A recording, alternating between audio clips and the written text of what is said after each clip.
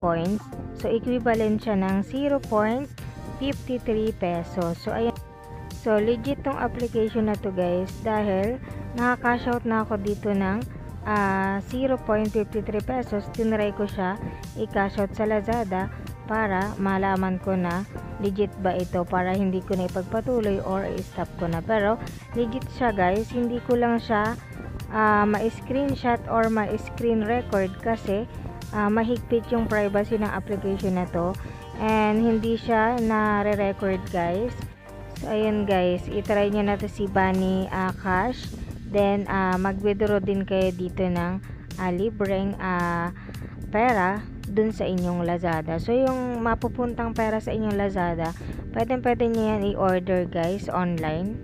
So pwede din siyang i-cash in through GCash. Kung marunong kayo mag-cash in through GCash, and pwede ito guys. So ayun.